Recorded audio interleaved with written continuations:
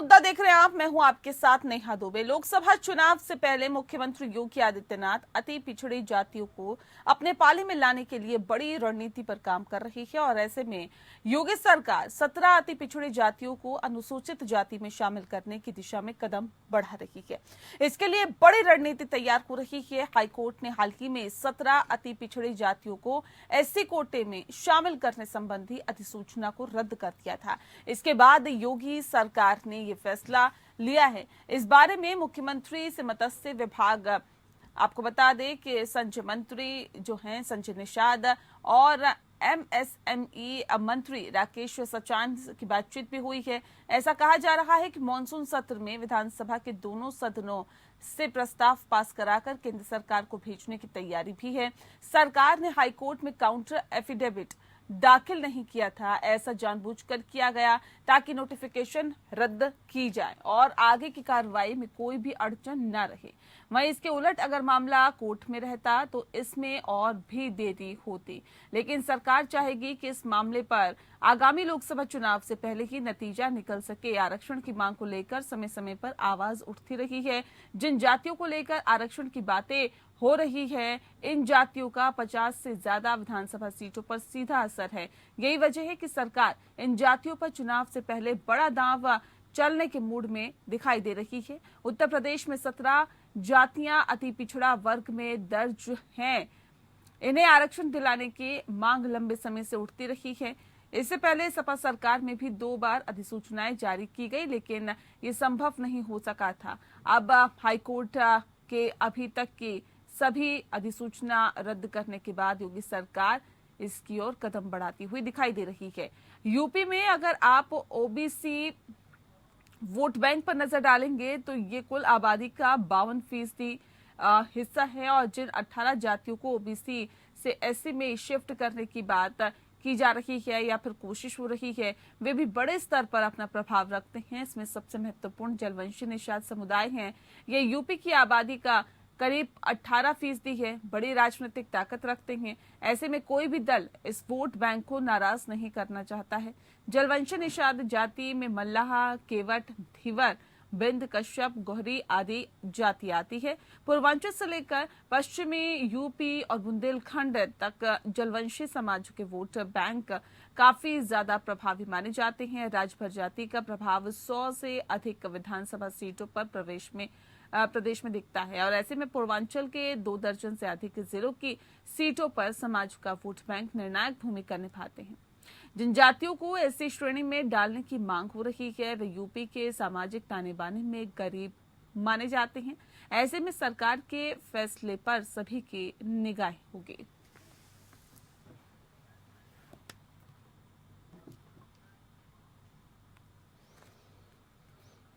यहाँ तो उत्तर प्रदेश की योगी सरकार बड़ा फैसला लेने की तैयारी में है और कहा यह भी जा रहा है कि ये फैसला जो है वो लोकसभा चुनाव में भारतीय जनता पार्टी के लिए काफी ज्यादा लाभदायक हो सकता है। लिहाजा इस फैसले के तहत अब लोकसभा चुनाव से पहले मुख्यमंत्री योगी आदित्यनाथ अति पिछड़ी जातियों को अपने पाले में लाने के लिए बड़ी रणनीति पर काम कर रही है। योगी सरकार 17 अति पिछड़ी जातियों को अनुसूचित जाति में शामिल करने की दिशा में कदम बढ़ा रही है। इस विषय पे आज हम तफसील से चर्चा करेंगे। खास मेहमान हमारे साथ मौजूद है, उनसे आपका परिचय करा देते हैं। आलोक वत्स जी हमारे साथ है, नेता है भारतीय जनता पार्टी के। आलोक जी बहुत स्वागत है आपका। हमारे साथ कीर्ति निधि पांडे जी हैं जो कि प्रवक्ता है समाजवादी पार्टी के। बहुत स्वागत है सर आपका भी। इस खास कार्यक्रम की शुरुआत आलोक जी आपके साथ करते हैं। योगी सरकार जो ये फैसला लेने की तरफ कदम आगे बढ़ा रही है, 17 अति पिछड़ी जातियों को अनुसूचित जाति में शामिल करने की कोशिश की जा रही है, क्या वजह इसके पीछे है और क्या आपको लगता है कि इस फैसले के बाद किस तरह का बदलाव होगा? देखिए नेहा जी, ये ऐसे दबे कुचले लोग हैं इनको समाज के मुख्य धारा में लाने के लिए इनको रिजर्वेशन के दायरे में लाना उचित होगा और इससे उनके आर्थिक विकास, सामाजिक विकास में प्रगति होगी। इसी को ध्यान में रखकर इन 17 जातियों को चिन्हित कर मुख्य धारा में लाने के लिए इस तरीके के रिजर्वेशन की कवायद की जा रही है। इनको जो ओबीसी आरक्षण में सुविधाएं प्राप्त होगी, उससे इनका स्तर ऊंचा उठने में मददगार साबित होगा।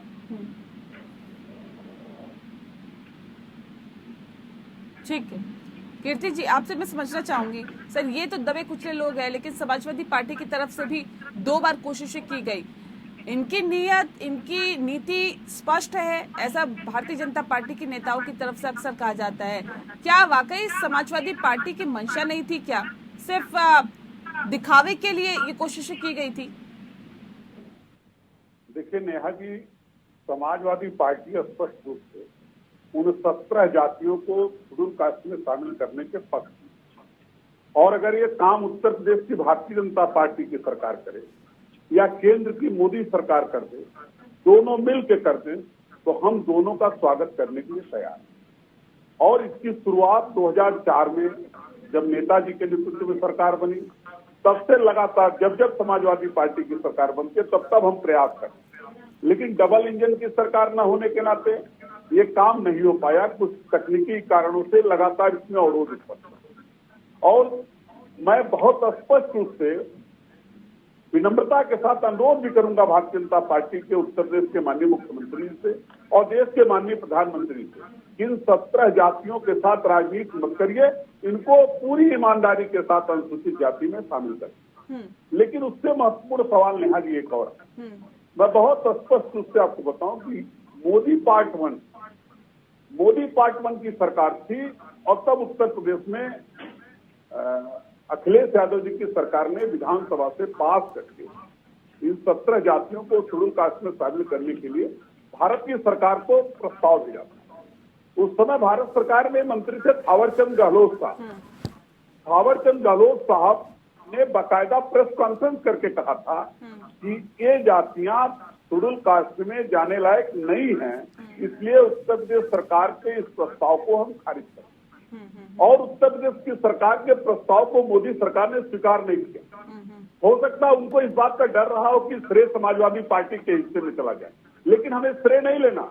हम फिर पूरी ईमानदारी से कह रहे हैं कि योगी जी का प्रस्ताव चला जाए, मोदी जी उसको स्वीकार कर लें, इन 17 जातियों को शेड्यूल कास्ट का आरक्षण दे दे, क्योंकि ये उसके पात्र हैं, चाहे वो जलवंशी समाज के हो, चाहे गौड़ समाज के हो, और चाहे जितनी इसमें जातियां हैं 17 जातियां, इनको शेड्यूल कास्ट में शामिल करके उनको समाज में बराबरी का दर्जा मिल जाए। क्या आपको लगता है कि अब ये फैसला लेने के पीछे वजह क्या है पांडे जी?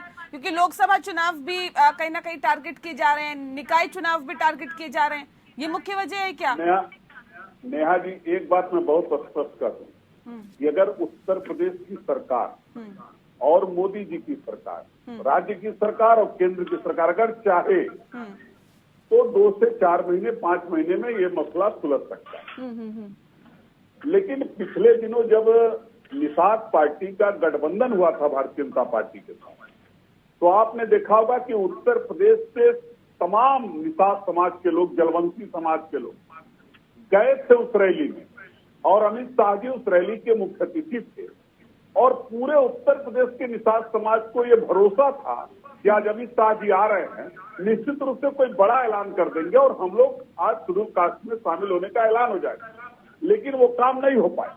मैं भारतीय जनता पार्टी के नेता बैठे हैं और आपके माध्यम से, आपका चैनल बड़ा चैनल है, आपके चैनल के माध्यम से पूरी विनम्रता से अनुरोध करूंगा, और सरकार का पूरी तरह विपक्ष मदद करेगी, ये प्रस्ताव सरकार रखेगी तो हम उनके साथ खड़े हैं। 17 जातियों को पिछड़ी जाति जो अति पिछड़ी जाति, ठीक है आलोक जी, सुना आपने, ये कह रहे, देखिए आप तो राजनीति करते हुए आए हैं इस पूरे मसले पर। जब 2014 में मोदी सरकार बनी थी तो उस वक्त मौजूदा सरकार जब उत्तर प्रदेश में थी, उस वक्त ये प्रस्ताव भेजा गया था, लेकिन केंद्र सरकार ने मना कर दिया था, तभी ये पूरा मामला आगे भी नहीं बढ़ पाया। आप तो इस पे राजनीति करते आ रहे हैं, लेकिन अभी भले ही हम विपक्ष में हैं, लेकिन सरकार का सपोर्ट करेंगे अगर आप इस विषय पर आगे बढ़ते हैं तो। सर, आप क्या राजनीति करते आए हैं क्या इस पूरे विषय पर, और अब श्रेय लेने की होड़ है? इन्होंने जो बात कही कि 2014 में इन्होंने इस प्रस्ताव को भेजा था, ये तो तहकीकात का विषय है।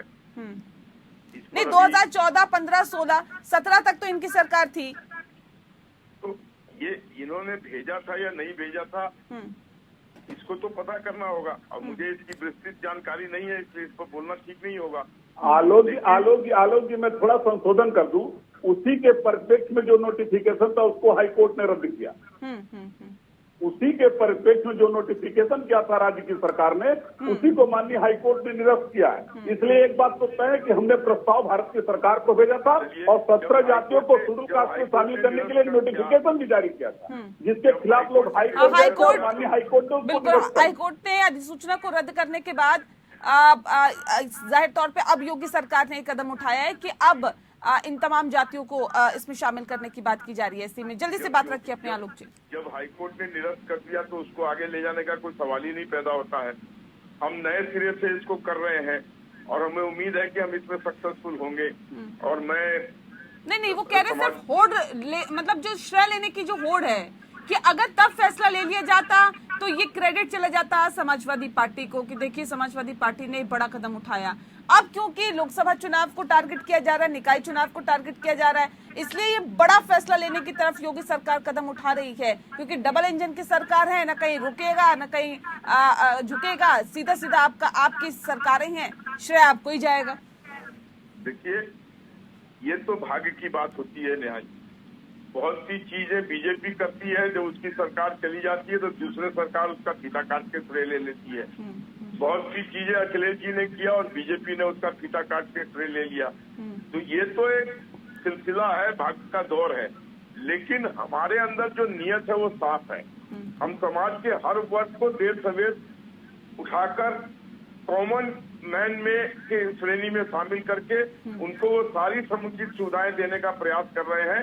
इसी कड़ी में इनको अनुसूचित जाति में शामिल करना एक और कवायद है, एक और पहल है समाज के निम्न वर्ग के लोगों को उठाकर मुख्य धारा में लाने का।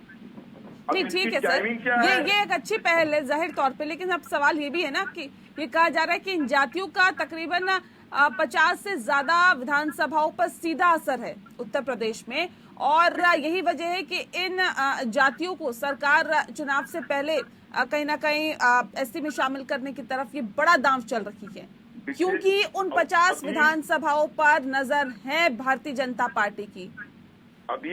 अभी जो कोई भी इस तरीके की कवायद होगी किसी के द्वारा, किसी भी पार्टी के द्वारा, तो उसको आप जैसे पत्रकार चुनाव से ही जोड़ के देखेंगे। ऐसा नहीं है।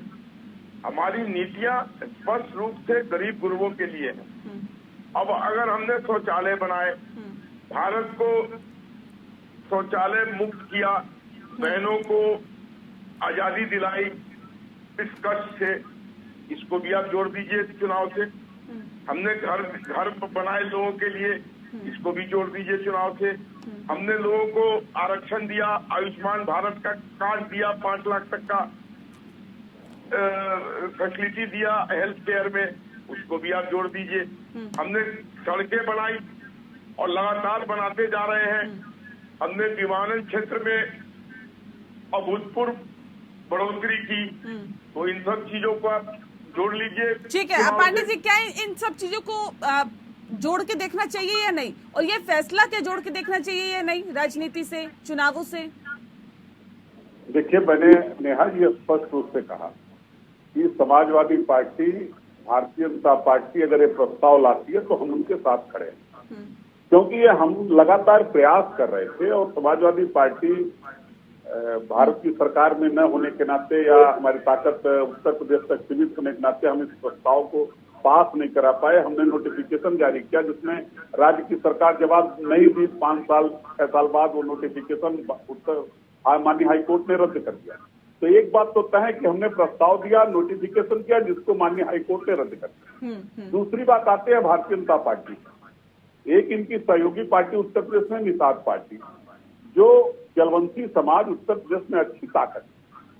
हमको लगता है 17-18% वोट है निषाद समाज, और वो निषाद समाज लगातार इस बात की वकालत कर रहा है कि उसको शेड्यूल कास्ट में शामिल कर दिया जाए। इसी तरीके से बिहार के अंदर वीवीआईपी पार्टी मुकेश सहनी जी जिसके राष्ट्रीय अध्यक्ष थे, उन्होंने भी एक कवायद चलाया था बिहार के, और बिहार में भारतीय जनता पार्टी से इस शर्त पे ऐलान किया कि जब बिहार में सरकार बनेगी तो एक प्रस्ताव जाएगा और इस तरीके का 17 जातियां जो बिहार के अंदर उनको शेड्यूल कास्ट में शामिल किया। लेकिन क्या हुआ बिहार के अंदर? बिहार के अंदर मुकेश सहनी जी एमएलए नहीं थे, उनका मंत्री पद गया और उनके चारों एमएलए भारतीय जनता पार्टी ने तोड़ करके भारतीय जनता पार्टी में शामिल कराया। वीवीआईपी पार्टी नेस्तनाबूत हो गई बिहार के अंदर, खत्म हो गई, उसका नाम लेवा कोई नहीं बचा। इस तरीके से ना हो, मैं तो कहता हूं उत्तर प्रदेश ही नहीं पूरे देश के अंदर जहां जहां निषाद पार्टी जलवंती समाज के लोगों, गोर समाज के लोगों, भीमर समाज के लोग, इन सबको जो 17 जातियां हैं, अगर उत्तर प्रदेश ही नहीं बिहार में भी दलित पिछड़ी है, मध्य प्रदेश में भी है, इनको पूरी तरीके से भारत का सरकार एक प्रस्ताव ला करके संशोधन करे और इन 17 जातियों चलिए अब ये तो मान रहे हैं ना कि दबे कुचले वंचितों के लिए अब ये योगी सरकार जो है वो काम करती हुई दिखाई दे रही है, ये तो मान रहे हैं आप? नेहा जी काम करते हुए नहीं दिख रही है। मानसून सत्र आने दीजिए, इस तरीके का प्रस्ताव आ रहा कि नहीं आ रहा है, इनकी मोदी सरकार उसको स्वीकार कर रही नहीं कर रही है। जिस दिन आरक्षण मिलेगा, नेहा जी मैं पूरे स्पष्ट और ईमानदारी के साथ कर रहा हूं, फिर बुलाइएगा, जिस दिन भारत की सरकार अप्रूव्ड कर देगी इनको 17 जातियों को अनुसूचित जाति के लिए, मैं बैठ करके माननीय योगी जी का, माननीय मोदी जी का पूरी भूरी प्रशंसा करूंगा आपके चैनल पे, और इनको साधुवाद और धन्यवाद दूंगा इस बात के लिए कि ये 17 जातियां जो अति पिछड़ी है उनको शेड्यूल कास्ट में शामिल करें। लेकिन मैं एक बात और इसी के साथ कर रहा, इनकी नीति और नियत में खोट है। बिहार का मैंने एक उदाहरण आपको दिया, बिहार में सरकार चलती रही 2 साल तक, लेकिन ये प्रस्ताव नहीं गया, और भारत की सरकार ये प्रस्ताव ला देना, क्या जरूरत है राज्य के सरकारों के प्रस्ताव को?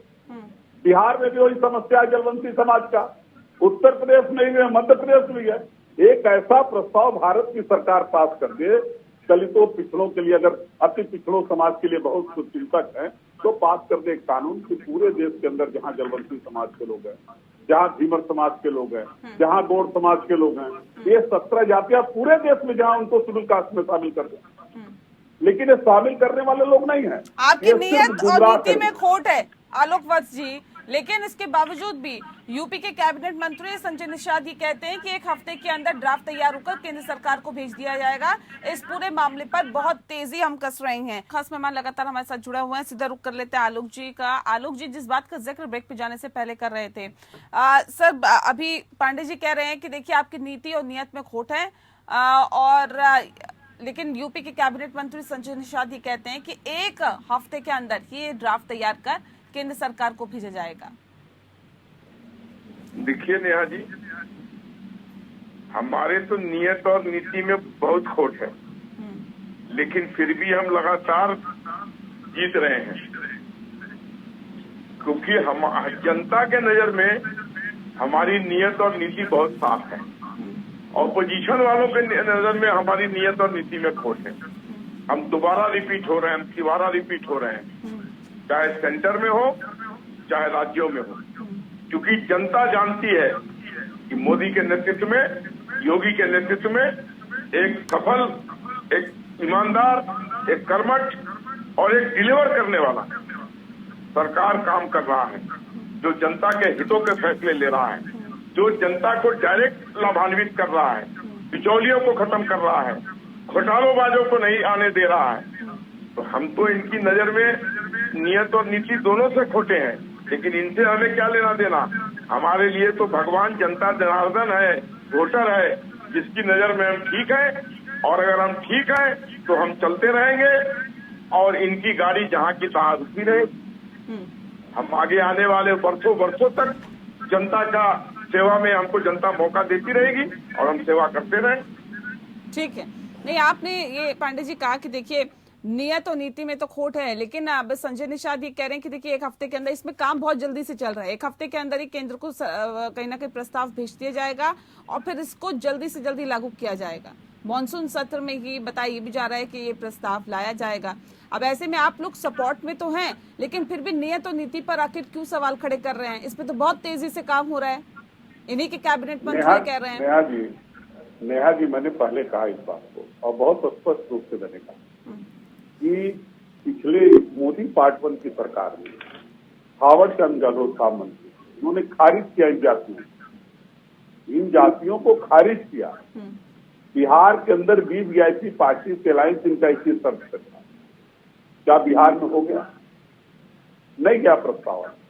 और मैं कह रहा हूं कि अगर भारतीय जनता पार्टी की नीति और नियत ठीक है, ईमानदारी है, और वो चाहते हैं कि 17 से पिछड़ी जातियां शेड्यूल कास्ट में चली जाएं, तो मानसून सत्र उत्तर प्रदेश में भी आ रहा, मानसून सत्र दिल्ली में भी चलेगा, दोनों जगह चलेगा। ईमानदारी से प्रस्ताव भेजें और केंद्र की सरकार उसको मंजूरी दे दे। और हम तो इसकी भी वकालत करते हैं कि पिछड़ी जातियां, शेड्यूल कास्ट की जातियां में भी जातिवार जनगणना पूरे देश के अंदर हो जाए, आबादी के हिसाब से सबको आरक्षण मिल जाए। भारतीय जनता पार्टी तो जातिवार जनगणना कराने के लिए भी तैयार नहीं है। भाई जिसकी जितनी आबादी हो उसको उतना हिस्सा दे दिया जाए, तो उसके लिए भी तैयार नहीं है। और बिहार से प्रस्ताव क्यों नहीं किया आज तक? बिहार तो में कहते हैं वीवीआईपी सबका साथ पार्टी सबका विकास, तो फिर जातिगत जनगणना क्यों कराएं? जी, ये तो कहते हैं सबका साथ और सबका विकास, हम सबके साथ और सबके विकास के साथ चल रहे हैं, इसमें जातिगत जनगणना की बात कहां से आई?